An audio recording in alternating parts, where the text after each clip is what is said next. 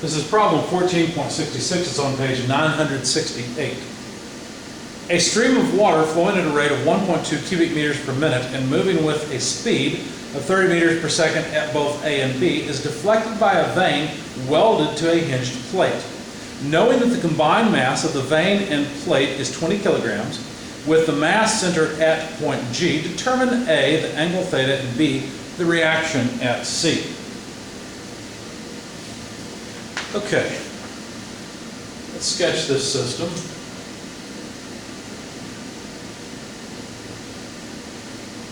Here's the plate and the vane on the plate. The water stream comes in, it's coming out of a nozzle and turns due to the vane.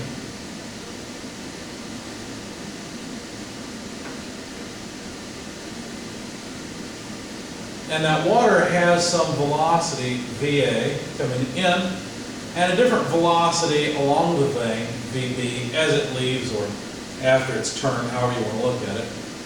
We're not given the angle theta, but you can imagine intuitively that the harder this water hits, the farther up the vane would have to go, because the vane has some weight. The vane and the plate it's attached to has some weight. Let's not draw that. Let's just make a center of gravity there. And the mass of the plate and vane is 20 kilograms. Now the distance between the pivot and point G is 300 millimeters. I'm going to set up a typical XY coordinate system, X right, Y up. They told us to assume that the density of the water is, well, I don't know if they told us this actually, did they? They didn't, but the density of water is usually taken to be 1,000 kilograms per cubic meter.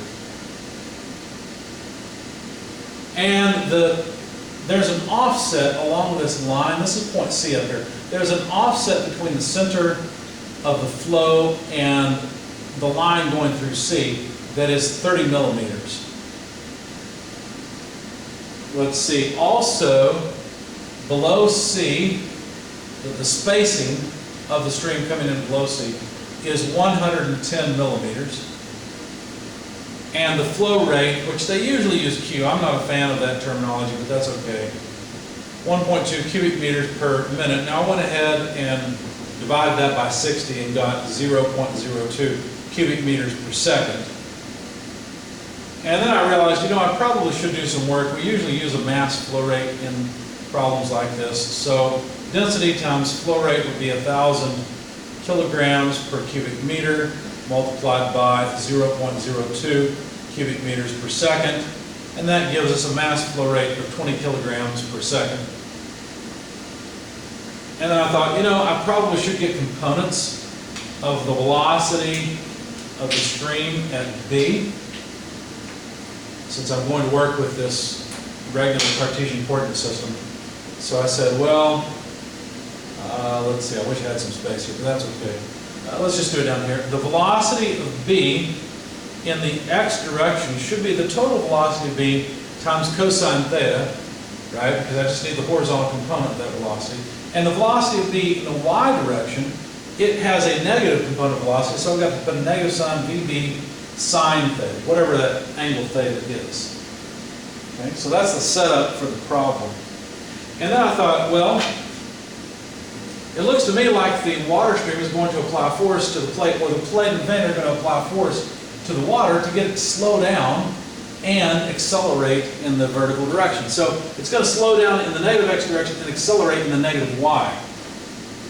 So I said, well, the sum of the forces acting on the water would be mass flow rate times the difference in the velocities before and after the forces act.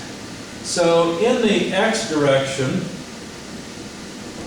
what we'd have is sum of forces in the x direction equals the mass flow rate times VBX. And of course, let's see, all of A is in the x direction. So I'm just going to write VA, all of the velocity coming in. And I think I neglected to write down that they told us those two velocities. They said that the velocity of A and B in total, not direction, but in total, are equal at 30 meters per second. I don't see that up here. I think I forgot to write it. So what I did, I just defined this as V. That way I can use it later. Okay? As a matter of fact, what this means then is that the sum of the forces acting on the water, let's be careful, these are forces on the water,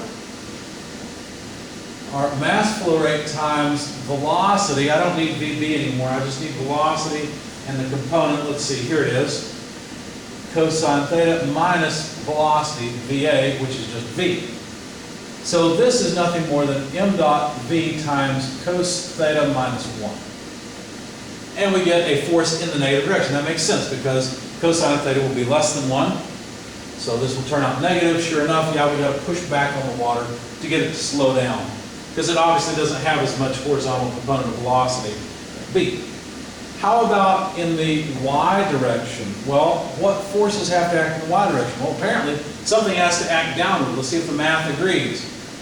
So equals the mass flow rate times the velocity B in the y direction minus the velocity A in the y direction. Well, guess what? A has no y component of velocity. And so this would just be, let's see, VBY, well, let's write it out. VBY, we already know, is negative VB sine theta. So sure enough, we get negative m dot VB sine theta. Okay? So those are the forces that have to act on water to get it to go from having momentum coming in like this to having momentum down to the right. Now, the next thing I decided to do was make a free body diagram of the plate and the vane. Because one of the things they wanted were the reaction forces at the pin C. And what else did they want? I think, oh, the angle of the plate, theta, yeah. Let's make a note here about the angle theta. Now, the weight of the plate acts down on it at the center of gravity. And of course, the stream impacts the plate above the center of gravity, and it pushes on the stream this way. I'm going to write sum of forces in X. Now, let's be careful. This sum of forces in the X are forces acting on the water. This is the equal and opposite, or, yeah, so it's force from the plate onto the water. This is the equal and opposite force that acts on the plate. I've just drawn it in the correct sense, right? Because we know the force acting on the water is to the left. That makes sense. The plate is pushing to the water on the left, or to the left, and the water pushes the plate to the right. So I simply mean this as just a variable, right? Just a number. So it's positive in this direction. That means if I've got a negative here, I'll have to flip it positive. It's just that these two are equal and opposite, even though I'm calling them the same thing. In the same way, the water will also push back on the plate with magnitude sum of forces in y. So again, this is equal and opposite. If I were to draw a free body diagram of the water, then these two forces would be these two forces acting in their proper directions. But I have to flip the directionality in order to account for what the water is doing to the plate rather than what the plate is doing to the water, which is what these two say. Okay?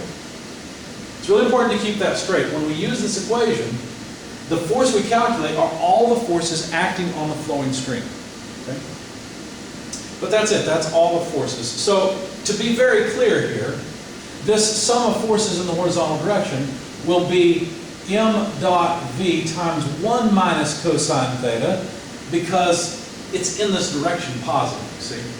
Similarly, this force will simply be m dot vb sine theta. And I don't even need the v, do I? M dot v sine theta. Let's make that substitution here as well. Okay? Because we know it acts upward like that. The water must push up on the plate and the vane. Okay, so now if I sum moments about point C taking counterclockwise as positive, I've got to get 0 because the vane's not moving. It's just staying still. So that would be equal to, well, let's see. Let's take the moment of this x force first. And that would be m dot v times 1 minus cosine theta, we don't know theta yet, times what moment arm? Well, we need the vertical moment arm, that's 0.1 0.11 meters. You see what I'm doing here? We had millimeters, I just moved the decimal place over 3 to get meters. So that's the moment of this horizontal impact force, if you will, from the water. Now there's also the vertical force from the water, and notice that it also causes a counterclockwise moment. So I have to say plus m dot v sine theta, and now I need the distance from here to where that force acts. Well, that's a good question. Where is it? What I did, I assumed it was right at the intersection where the water stream intersects the angle of the plate, if that makes any sense. Now that's a little bit difficult to find, and really it intersects the plate down here somewhere because it intersects the vein, right? Because it's got this 30 millimeter offset. So I had to do a little bit of geometry work and say, okay, let's zoom in on this. There's the arm coming down from point C. I know that the water intersects this plate somewhere over here, but I could deal with this point over here because think about it, this height is 0.11 meters, or 110 millimeters is what I was using here, so let's just go with that. 110. I could relate it to the angle theta by saying, well, this distance here, let me call that x, and the tangent of theta must be 110 over x, right? So it's the height over the base. Okay. And so x, now it's not the point I want, but it's close, must be 110 divided by tangent of theta. And for reasons you'll see later, it'll be convenient to write this as 110 times cosine theta over sine theta. Okay? So I'm doing a lot of work just so that I can figure out the moment arm for this force. Okay? That force is applied right here. Okay? So notice now I need this offset distance. Well, that's a little bit of a pain as well. But if I draw those two a little bit bigger, I know that the distance oriented along the plate is 30 millimeters. Now, if I try to make a triangle out of this, let's see, let's put a line here, here, and here. Now I notice that I've got a right triangle. And this angle here is still the angle theta, isn't it? And so if this is the length I want, let me call it L, from here to here.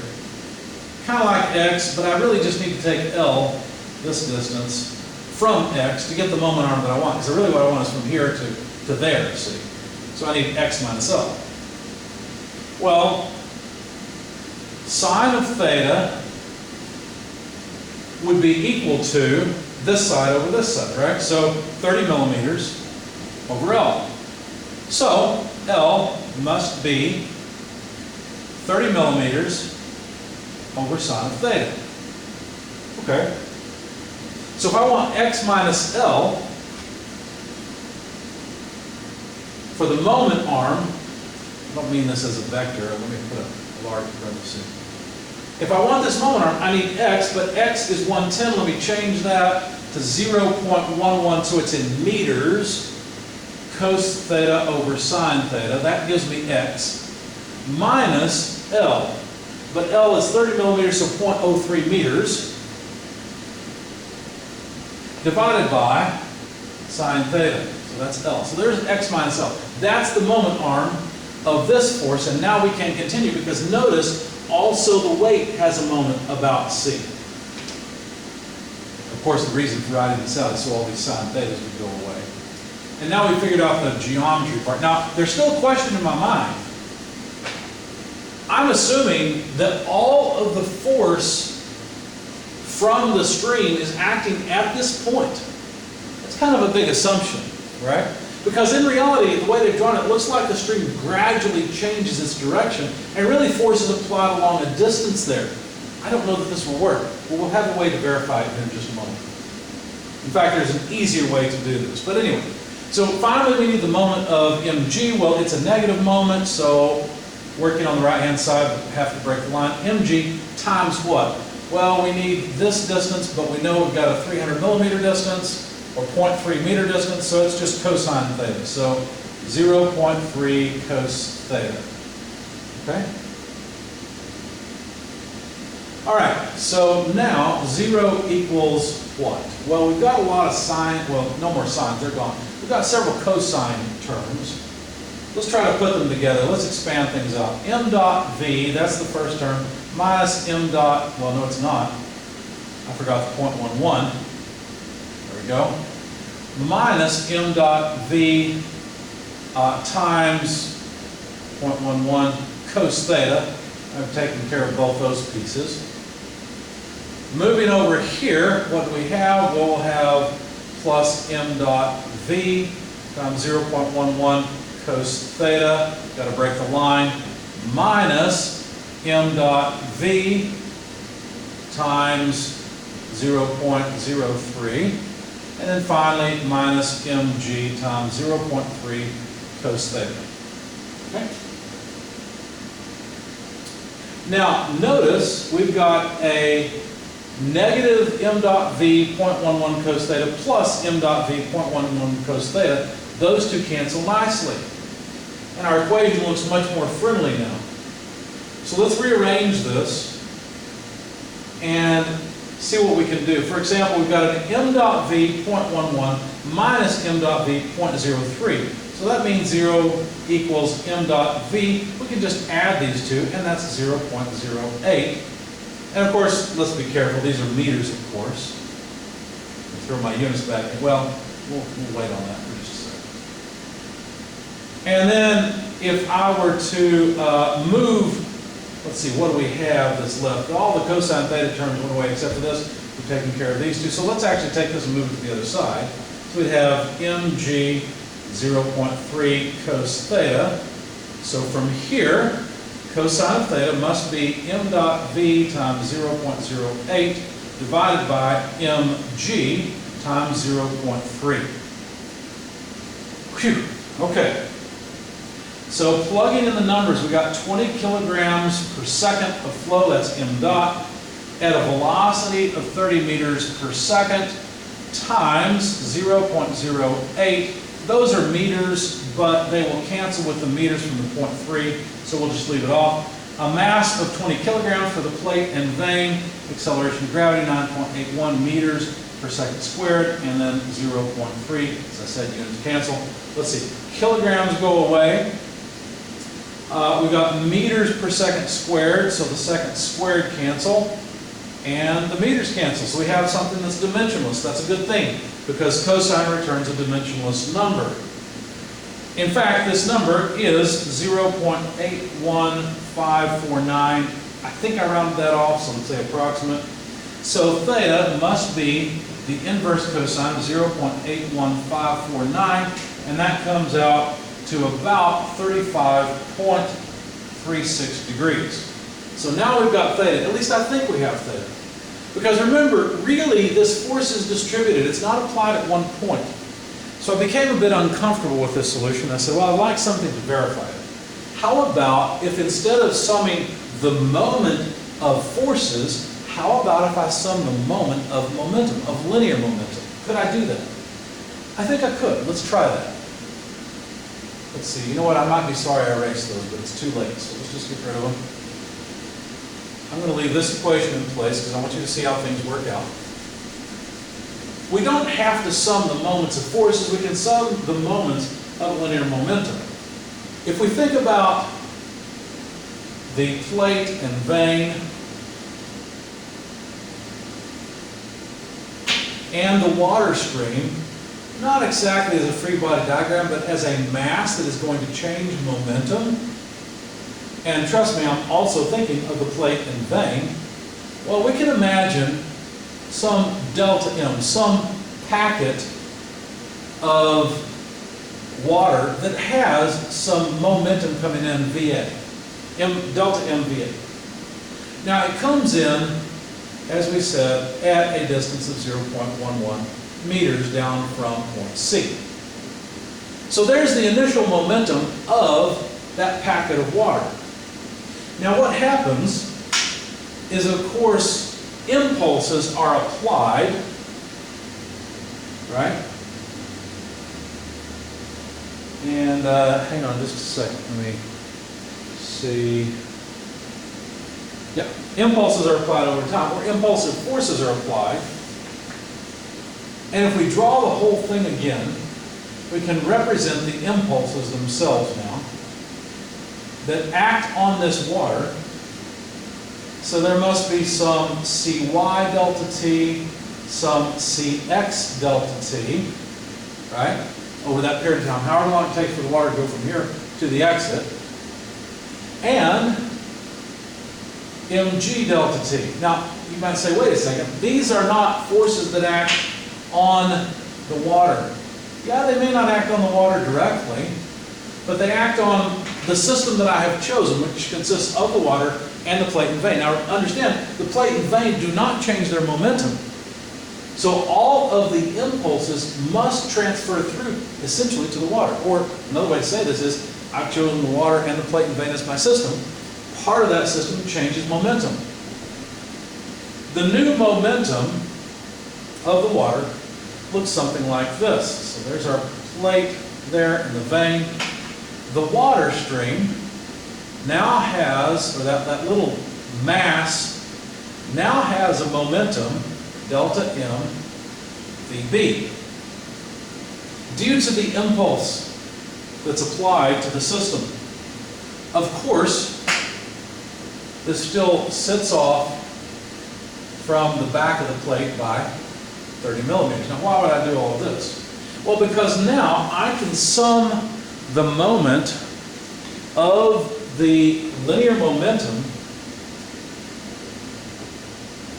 taking counterclockwise is positive, about point C, because look, that'll get rid of the momentum or the impulse of CXCY, and write delta M VA, the initial momentum, times 0.11 meters, because look, the momentum is in this direction. It's to the right, isn't it? Just like a force. The moment of that momentum is counterclockwise, therefore positive, plus what forces cause an impulsive moment about C? Only mg delta t. But it causes a negative impulse. So I'll say minus mg delta t times its moment arm. But that's very easy. They gave me 300 millimeters along the line, so that's 0.3 meters cosine theta. I don't know what that is, but that's okay. Equals, what's the moment of this momentum about C? Well, again, it is counterclockwise, so it is positive. Delta M VB times, and now look, we only need to use the 0.03 meter or 30 millimeter moment arm. This looks much friendlier. Let's see what happens. So we like to solve for cosine of theta, so let's see. Let's start off. Let's put this on one side. Let me do it this way. Delta M VA times 0.11, we'll drop the meters for a second, minus delta M VB times 0.03, that moves this term to the other side, equals mg delta t 0.3 cos theta. Now let's divide through by delta t. As usual, what happens is we get a mass flow rate, that's what delta M over delta t is, times V. Now notice VA and VB are the same, so we could really just cross that off, right? And leave the velocity out, times 0.11 minus 0.03, that sounds familiar. We did that before, 0.11 minus 0.3, or 0.03, pardon me. And then equals, on the right-hand side, mg times 0.3 cos theta. It's easy to confuse. They've got a 30 millimeter and a 300 millimeter dimension, unfortunately. I wish they'd chosen something different for one of them. But here it is. So try not to mess those two up. Anyway, so then where do we end up? Well, let's see. If we divide by mg times 0.3, we get this, don't we? M dot V times 0.11 minus 0.03, well, that's 0.08 over mg.3. What we did before worked perfectly. Okay? Assuming that all of the force was concentrated at that point was just fine. However, I'm much more comfortable with this method because it's simpler, right? I'm on more solid ground here. I have no questions about this. I don't have to worry about exactly where on the plate the force is applied. Apparently, the integral of this force being applied along that curve, however big the curve is, doesn't matter. As long as the water ends up going in this direction, that's the effect. Okay? So it's just the same as what we had before. So now I'm very happy with this angle. I believe it because if I took the inverse cosine here, I get the exact same result. Okay? All right, so now that we finally got the angle for sure and we're certain about it, now let's see if we can determine the reaction forces. All right, so unfortunately I've erased my free body diagram, but if you remember I had Cy up, Cx to the right, mg down, and a force up and to the right for the